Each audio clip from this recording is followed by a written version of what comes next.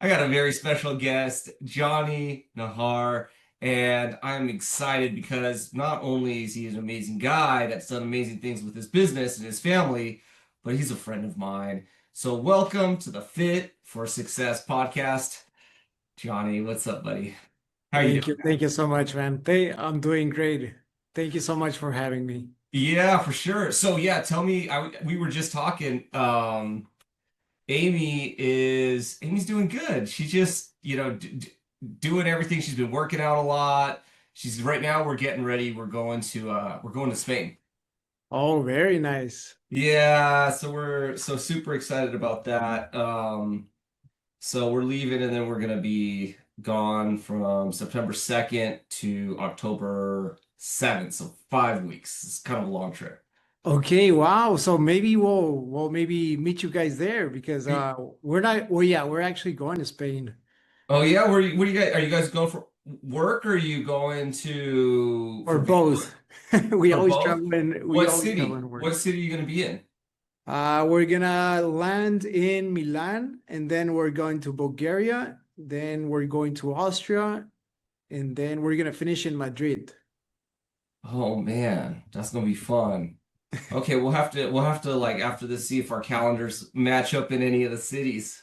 That Right. would be pretty cool. Yes. That'd be pretty cool. So yeah, we're doing good. How's Maria doing? What's She's she up doing to? awesome. She's 5 months pregnant, and she's basically uh, less involved in the business now. So, Okay, yeah, well that makes sense, right? I mean, you gotta put the kids first before you I mean, the business has to be there, but you need it's another mom. baby. Yeah, it's another baby. You excited for number two? Yes, I'm extremely excited. Okay, so now what I'd love to talk about in the podcast because we Frutto Foods, how did you how did you get your start? I'd love to know like where you got started, how you got this business started, and when did Maria come into the picture, and just how have you kind of grown your empire until now? Well, I come from Nogales, Arizona, which is a border town. And that border town, if you're not a fireman, a teacher, a policeman, you basically work in produce. It's a small town.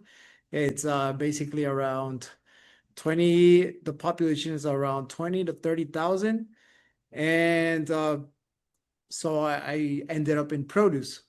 I've been in produce for So more you were than just probably what well, I'm imagining you starting in produce like at the very bottom, right? Like labor probably at that point, or I don't know, well, packing or what was it?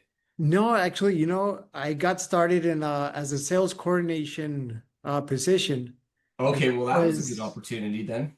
yes, yeah, I was actually turning 22 that day, so it was actually on my birthday. Oh wow. Okay, so then how did you go from that business to you like owning Frutto Foods?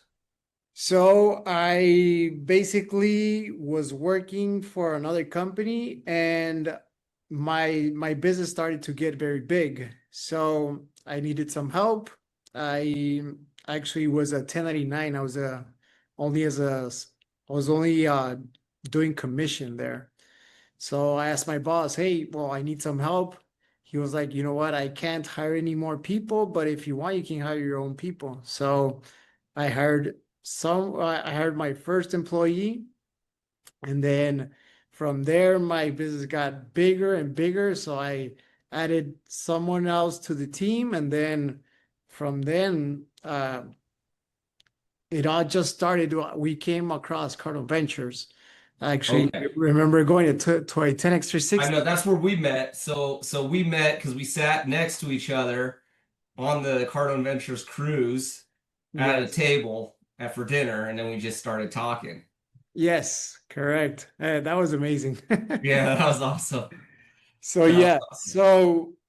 but this was like 3 years ago. I went to a growth con and they were offering the 10x 360, and Hmm. we took the 10x 360 even before we had Fruto. But Really? yeah, So you but were thinking about starting a business, but you hadn't started it yet at that point? right, yes. So I know the 10X 360 is not cheap. How much did you have to invest for that? It was, I remember it was 45,000. So why would you you didn't even have a business yet. You're thinking about a business and you're investing 45K. Like It was a what was vision. it that you were like, I'm gonna invest 45K It before you was, even have a business? it was a vision we had. So we already had our team. It was actually a team of two plus me. Hmm. And but Maria, she always believed in me. So she was like, well, if you're gonna do a business, let's do it big. So we basically invested in 10x360. And from then, it was like the starting point of, the one-on-ones, the PPFs. Okay, your goals have to be big enough so everybody's goals can fit in the company's goals. So that was a great starting point. Did it and what was the results of that? Like where from the time you start, okay, so you did the 360, you figured out, got the education from a mentor on how to structure the business, how to run it. From that point to where we are today, where's your business at and what's it doing? And like, what has the impact been of that? So on the other company, I was doing about 5 to 6 million in sales by myself. Yep. And but we were a seasonal business. Okay. So I remember at 10x360, Brandon said, if you keep thinking you're a seasonal business, you'll keep having seasonal business. So that's where my belief lead grew. Uh-huh. And then I started looking for more opportunities. And we became a all year round business. And we went from 6 million to 13.3 million the next year. Man, that's amazing. So, so 13 million. And then what were some of the things you did that like kind of like what about the business was seasonal before and how did that go to not being seasonal? Like how did you what shift did you make? So in that period, we opened Frutto Foods, and Uh-huh. then I we hired at that moment we hired two salesmen, and I delegated all my accounts to them so I can focus more on generating more revenue, looking for more new vendors, looking for new clients. So and that's something that I thought I would never do, like delegate my clients, my accounts. But basically, if I wanted my team to be successful, I needed to give them something to be successful with. Yeah, that is amazing. Man, that's amazing. That's amazing success. So what is the next phase for you guys? You're doing 13 million in sales. What's the next size and growth for you? Well, What are you targeting? last year we ended up in we finished at 16 million, and this year we're on target to hit 19, but actually our target is 25. Man, that's amazing. Now, is any of that business, do you have clients that do recurring orders or do you always have to kind of be chasing new orders? No, it's recurring orders. So we're Hmm. basically our follow-up is our main thing. Just following up every day. That's amazing. So it's kind of switching back a little bit, like to you in your history. Did you have any entrepreneurs in your family that you looked up to, or are you like the first one? I'm the first one. Well, my parents, they had real estate, but Okay, they never started a business. okay.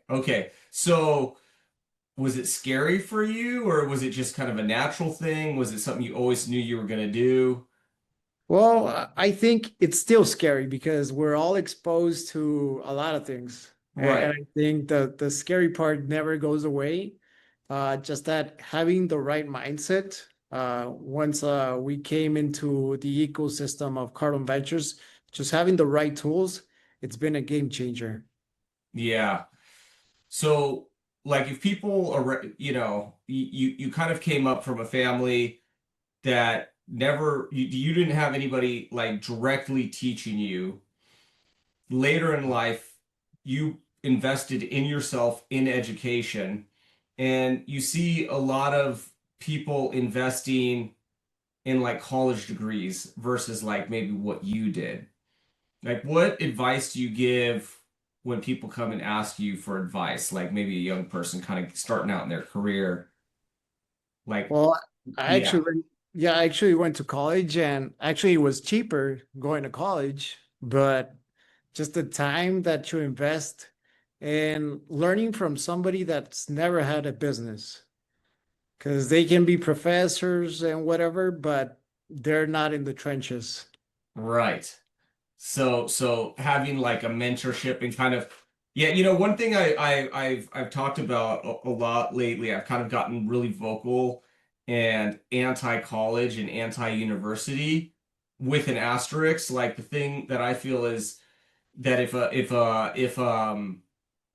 if you're going with a very clear intention and a very specific degree for something that you know you need, like example, I want to become a doctor, right? Right. If that is your thing and maybe you want to own a practice, you got to go through the correct courses in college and invest to do that.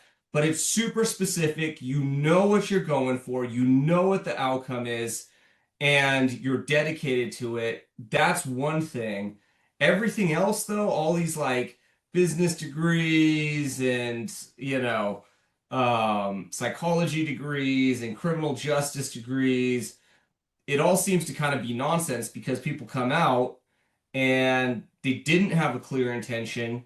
They didn't learn from someone that actually did that. And they weren't even clear on like what the degree is actually going to get you. So most people don't even work in the field and they make just the same amount of money or close to it Right. that someone that didn't even have a degree. I totally agree with that because when I was going to college, I already had my produce my produce job, and I had friends that had already graduated from college, and they were looking for my job. So for me, it didn't make sense. Like I'm investing my time, my money, my energy on something that I'm actually not even learning 100% of it. So that's when I decided to drop out, which was a hard decision because, well, you have your parents who are well, their dream is for you to graduate from college and everything, but for me, it was like not worth it. Yeah, you're wasting your time and your money, and you're just getting like, I had this conversation with a friend of mine. She was in college, just finishing the associate degree, and it was like economics. She didn't even know what she wanted to do when she got out. And now she's like, hey, should I renew and like get this debt and get my bachelor's? And I'm like, bachelor's in what? For what reason? She had no idea why. She just, because she doesn't know what to do, she just was like basically getting a degree, hoping that it's going to help her when she gets out. And I'm like, you would be better off working at Starbucks for this is going to take you 4 years. Let's just pretend, right? You Yes. work at Starbucks, you focus really hard, you become assistant manager or manager and kind of like take it more seriously than a job for 4 years. You would be better off doing that because you'd have a higher pay and at least like an experience as a manager than going to school for a useless degree, have all this debt, and now you're getting paid of the entry level person. So you wasted 4 years and now you got debt. I'm like, you have to think about it like that. Or, I have a nephew and I always, my uncle helped me Uh-huh. with my schooling. I went to a trade school, which helped me with starting IT. But Okay. like now with college and everything, I was like, I would rather him be an entrepreneur, especially because he likes it and he's kind of entrepreneurial. He's 14. And I was like, I would rather give him $30,000 that he can use just towards a business, right? I would regulate it so he's not like wasting it. And Yes. he could start a business with the 30. And even if he failed with the business and it didn't work, he probably would learn more lessons trying to run a business in that first failure than he ever would in, the same amount of time, years going to college. Yes, correct. Well, actually, our kid were actually homeschooling him, and during the pre-K, he was the kid that he went he was a kid who attended less to school because we travel a lot. Yeah. And when the end of year test came in and he took it, he ranked on the top three, I think. He was actually number one, but it was because he learned so much just traveling with us, which I don't think it's gonna be if we just take that approach, it's not gonna be like that every single year. But now we just notice that, hey, if somebody's gonna screw up my kid, I just rather it's me Yeah, because at least you can take responsibility for it than letting someone right. else screw them up. And he's learning more because he's traveling with us and he's asking, um, well, he's not that involved in the business. Well, because he's actually he's just 5 years old, but Right. we're doing something on marketing. I just ask him, or if he wants a toy, I tell him, okay, well, just record me a video just saying hi to a client. And he knows Yes. already, like, how many videos would it take me to get this toy? So So he's it's learning really an fun. important lesson. Yeah. He's learning about marketing. Yes. Yeah, that's really important. When we were so with my IT business, it was around the 11 and a half year mark because we're 13 now, so it's about a year and a half Wow. ago. And I wanted to start doing the AI texting. And there was a course uh that would teach you the basics of it, right? Yes. And so it was about 3.5, 4 hours. So I said to my nephew, if you watch all the content and you actually go step by step and you build the first the first prototype of this AI texting tool, I will give you $1,000. Wow. So he was like super amped up. And obviously, the work he did wasn't necessarily worth the $1,000, but it did actually serve a purpose for me. And I wanted to see if he could actually complete it and do it, and then just the lesson. And I think that like put a little bit of like an explosion happened in his mind because now he's like, trying all different things. He's really like he tried the drop shipping thing. It didn't go too well, but it's okay. It's okay. He learned Yes. something, right? Now he's been doing car washes. He bought like the power washer, and he's got this little cart on the back of his scooter that he puts the power wash. Oh, wow. And he actually made like in the first week that he launched it, he had a buddy helping him. They made I think $1,100. So they each had like Wow. 550 bucks to split in a week's worth of work. I don't know how many cars that was, but that was like, it was great, even though that's like probably not a long-term thing that he's going to do, to have him get that win without the assist of me or my brother. And, for a 14-year-old, 500 bucks is a lot, Yes, it's a lot. especially if you produced it yourself. Yeah, it's amazing. Well, now with AI, I'm not sure why would people go to college now? How can they study when they have everything on their fingertips? I know It's everything you crazy. ask is there. It's like, yeah, colleges have a big, big problem because they're just not getting results for people in the financial department. It's just kind of become a political place, um, and yeah, what's the purpose? Yes. So tell me a little bit, like, where do you see, how are you juggling? So you have an amazing wife, amazing son, another kid on the way. How do you balance growing your business, doing everything you're doing? I know you're also you're looking great. I've been seeing your gym pictures, hitting the gym, Thank you. and the family. How are you making it work? Well, you know what? I started to implement something is that I start waking up at 4 a.m., which I usually would wake up around 5:36, and that was early for me, but just waking up at 4 a.m. just gives me that breathing time for me to go to the gym and to do any anything I need to do to work on the business instead of in the business, because I know once I get going around 8:39, there's nothing that matters. It's just sales for me. So for balance, I don't think there's a balance. It's been like a juggling things and Yeah.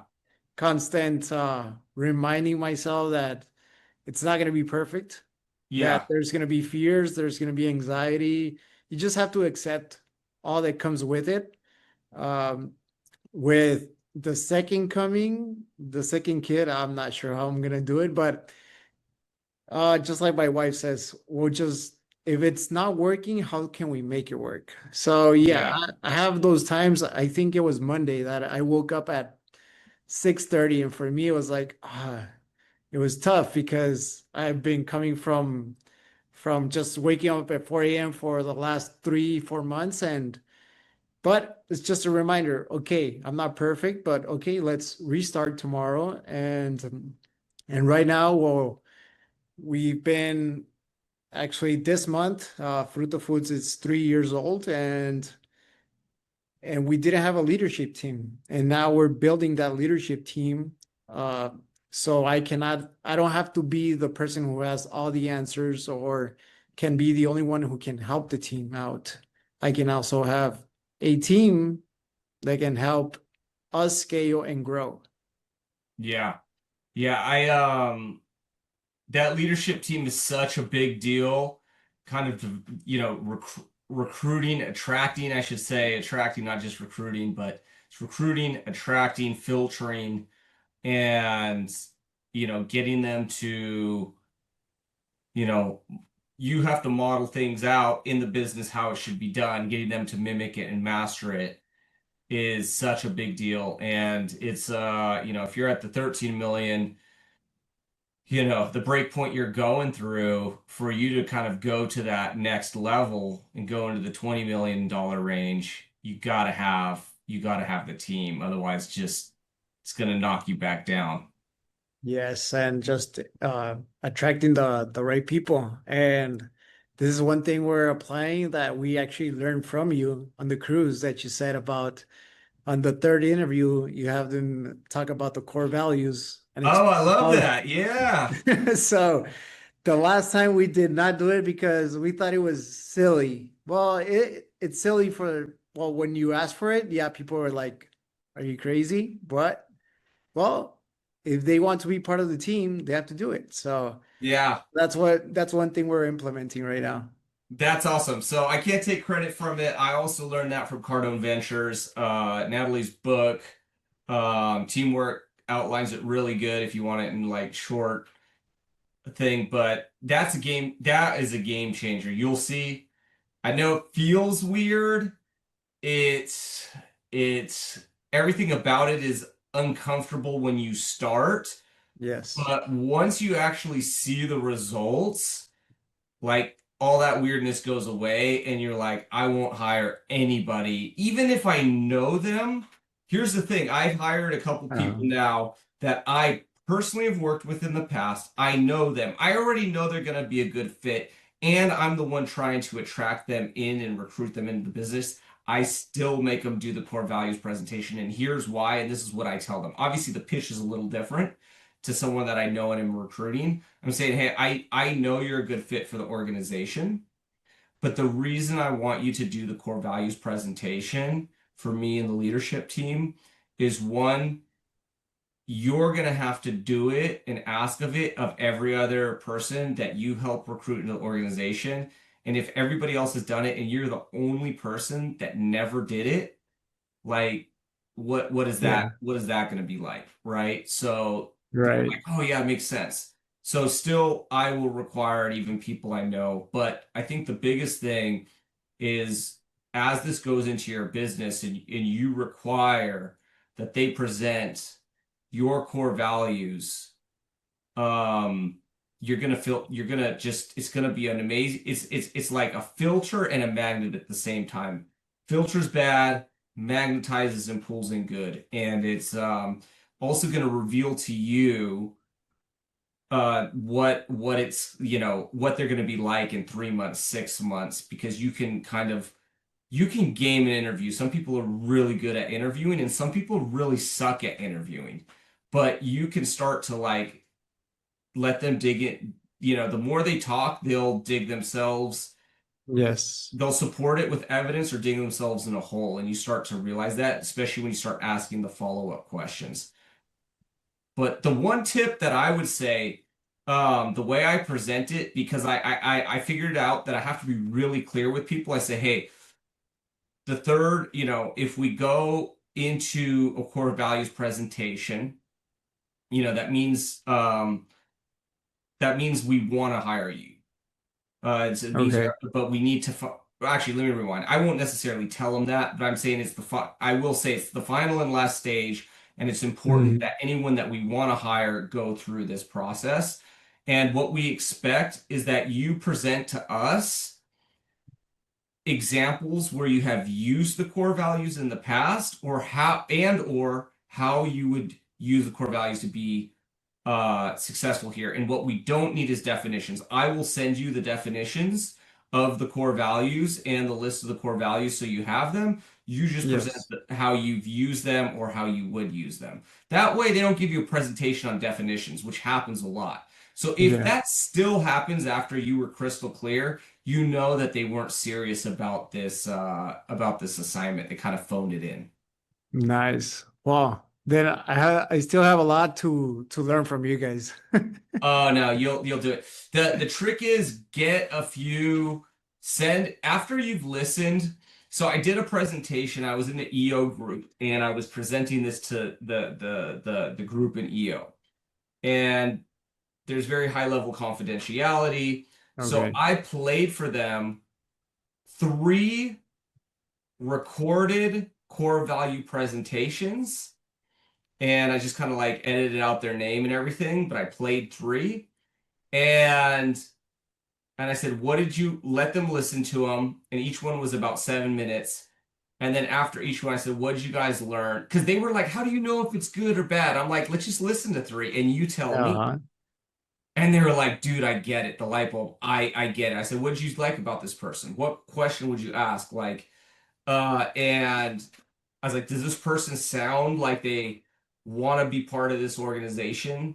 Do they sound that they align with the core values or not?" And the more you do, if by the time you've listened to 5 to 10, you'll have a very clear idea on what's good and what's not.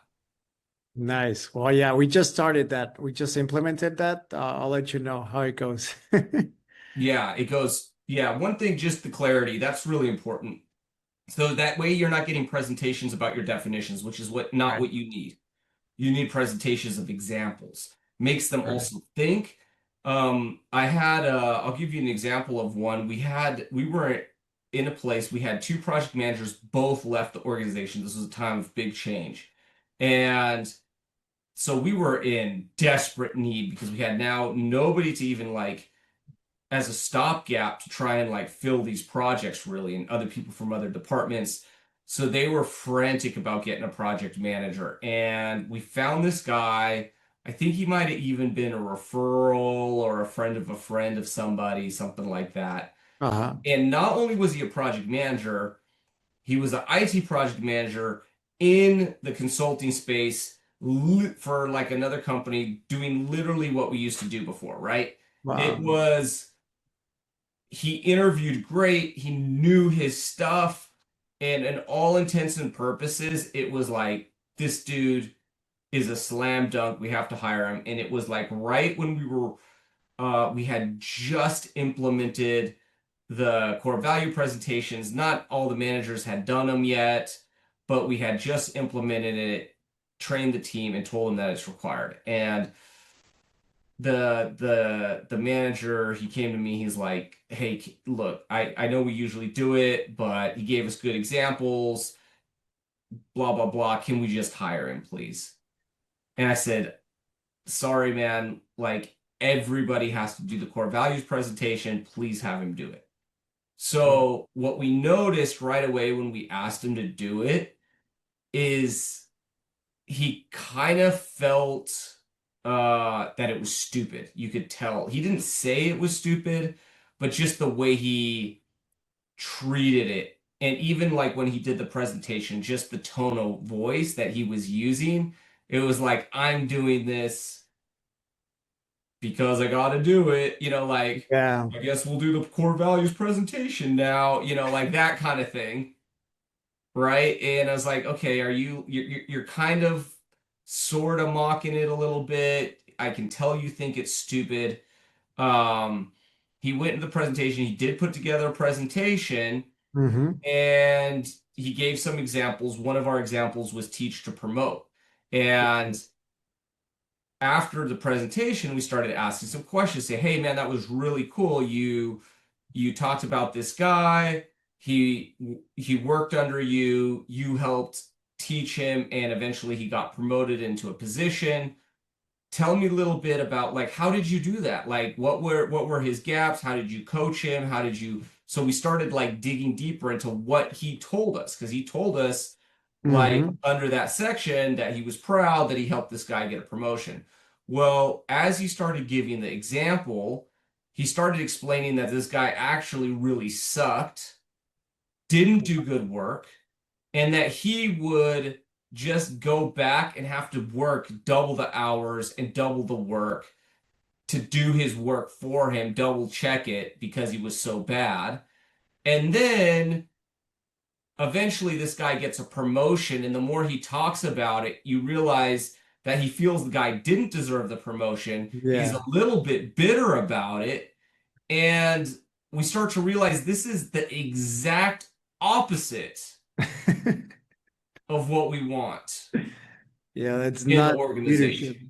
Yeah. It's not zero leadership. It's zero leadership, not holding accountability, resentment, and sarcasm. Yes. We didn't need none of that. So Wow. even though it was hard to say no to a very experienced person from our industry that could have just slipped in and took over the projects, I knew in 3 to 6 months this guy wasn't going to work there. It was going to be a nightmare, and we just saved him and us all of that headache. Wow. Yeah. Well, from now on, I'll make sure that we do the core values presentation. And hey, let me ask you, Yeah. from when you started, do you still have people that started with you that are still with you? That's a really good question. So from when I started in the very beginning, I only have one person Wow. that is still with me and that we hired in the first year. One person. And he's a great guy. His name's Davey Gasson, and he's kind of shifted into a lot of different roles. He's an amazing guy, and he has the ability to learn and adapt, and he's fiercely loyal, and he's a great guy. So he was actually our first hire that was a non-technical person. I think he was employee either number I think he was actually technically our first W-2 employee, even though we had several contractors as part of the team about that. But Oh, he's the nice. only one. And from the time we started making big changes in the business, because you go through those breakpoints, especially when you start to implement things like from Traction or Cardone Ventures, we started like bringing in the Cardone Ventures training and expertise and implementing that into our culture, in our operations, and a lot of people do not like the culture shift, and a lot of people do not like the accountability. That those are they could put it in a lot of different words, but it really comes down to that. And we started that process like 2018, 2019 is really when we started getting serious about it. Okay. I probably turned over from that time until now at least 90% of the company. Wow. Yeah, either them being removed or them opting out, mostly opting out. And what do you think is like the biggest oh, how can I like what's I the can tell reason you. why they leave or you Okay, terminate them? I'll tell you the biggest things that are really small, but I'll tell you what they are. These are I can name, I think there's about six or five. Okay. One, they don't everyone complains about the dress code. Number two, they do not like the all hands meetings. So the way we do, like I have to be rigid. I have to be a rock on the all hands meetings. Everyone has to attend. You must have cameras on. You cannot not be there without an excuse, like actively helping a customer that can't wait for 15 minutes, right? All of those things. So the all hands meeting is a thing. They do not like role playing, and I can go deep into that, but I run the company like a coach runs a sports team. All the players have to practice together and they have to run the plays. We don't want them practicing on the field in a real game, right? And that's something a Yeah. lot of customers or a lot of companies get wrong. They do not. Very few companies actually role play all with all their staff, and even less do it on a regular basis, like Yeah. a sports team that does it every week, right? Guilty. Guilty. So that's a big thing. The bigger you get, the more glaring the misalignment. Imagine having a pro sports team stepping onto the field, playing against another pro sports team. It's just not even gonna, it's gonna be a slaughter if one team never practices. Right. And the only time they practice is when they're together on the field. That's right. It should It's be so the other way around. yeah, it's going to be a slaughter. The fact I mean, if you're a pro player, you could be Tom Brady. You still have to show up to practice. Right. Even Tom Brady, arguably the best, or you can take anyone who you want to talk about, that's the best. He's not excused from role play, which a lot of companies do. Oh, well, he's the best. He knows how to do it. Don't matter. Mhm. It's pro team. As long as Yes. you're on the team, you're practicing with the team. Period. Yes. So that's another one. Sales training or really accountability to any type of training. In theory, everybody's like, oh, you pay for training? This is amazing. This is what I've been looking for. But if I'm paying for training on the clock, where you're not working now for our customer in a billable capacity, and I have to pay for the training itself, and I have to put a lot of effort to create these curriculums, um, yeah, if then you can't work here, right? So that's how serious it Yes. is. Like I'm gonna monitor it. If there's unexcused training, that's like saying I wasn't billable for a few hours because I wasn't available. And they're like, well, I was working on a customer, I was doing that. I do not care. Yeah. We allocate 62 hours a year. That's an hour and 15 minutes a week. Now, if you're in a special training track and maybe you do it in one block or in certain blocks, that we can allocate it that way. But at the end of the day, you must train to work here, just like sports team. So that's another one people don't like. Holding people, stack ranking people in MOI scales, being accountable to KPIs. Um, you know, and then a lot of people don't have big ambitions. So people that don't have like personal, professional, financial goals, and you start talking about that, they don't like that. So, and the company's always changing because it's growing, and as you grow, it changes. So those are kind of the big five, and a lot of them are really small. Like we're talking about 15 minutes of your day of training, 5 minutes of role play, 10 minutes of the all hands. All hands and role play are 15 minutes together, so 10 on all hands. And then in the Yeah. breakout room, 5 minutes. That's too painful that you can't work here. You can't, put on a tie. You can't answer the phone with a script so that everybody answers the phone the same. People Hmm. get like it's so little, but those are like some of the major ones, the top major ones that I lost all my staff over. Wow.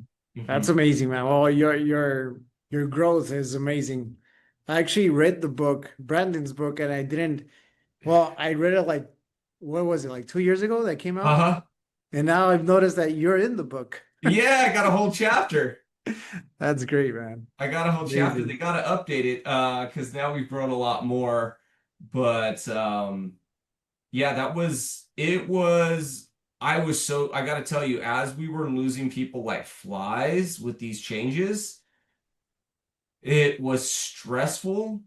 And I was like, do I need to slow down? Or I was really questioning what I was doing, really questioning it. That's the only thing. If I had one critique for Cardone Ventures is uh prepare you when you go through the process of how many staff you're gonna lose. Like just if I had known that we were gonna lose pretty much all our staff, a large percentage every month over the course of the year or 2 years that it takes to implement, I think I would have mentally prepared for it a little bit better.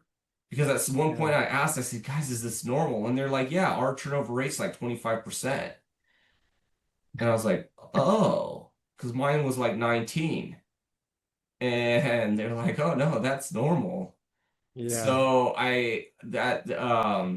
not that I can give them any critiques. They're wildly more successful than me, the that was that would have been helpful. So yeah, just be prepared. That's all I would say. Yeah, but isn't it amazing that, well, we last month we were 16, now we're 12. We're Yeah. just about to break our best month of the year. Yeah, look That at just that. tells you everything. Yeah, so you're doing more with 12 than you did with 16, which is amazing. Yes. And here's the beauty. When you will go back up to 16 and you'll keep going beyond that.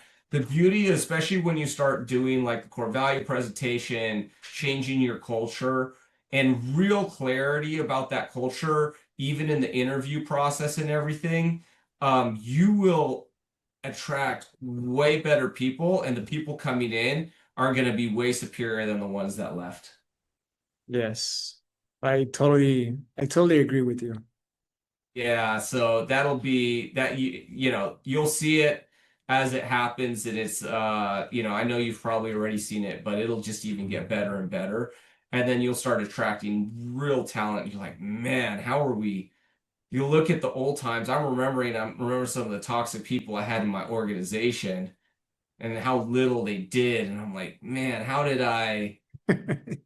we Tolerate. function? How did we even do it? And then I'm sure in a few years, if we keep evolving and refining, I'll look back to today and be like, dude, how did I do it back then? Yes. Yes. Yeah, so that's amazing. So on Frutto Foods, tell me who your customer is and who what you're how and what you're distributing. Okay, so our customers, they're basically wholesalers. Okay.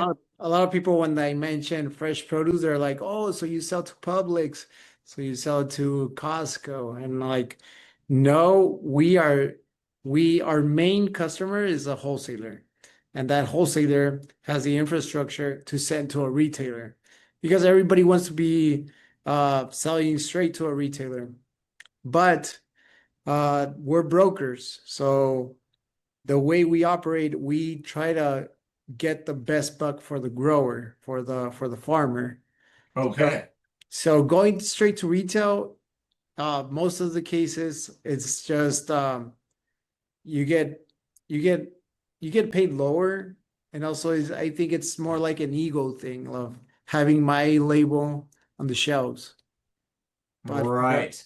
yes. Right. So that makes sense. So you deal with the farmer direct. And then you go to the wholesaler, and the wholesaler gets it into the retailer.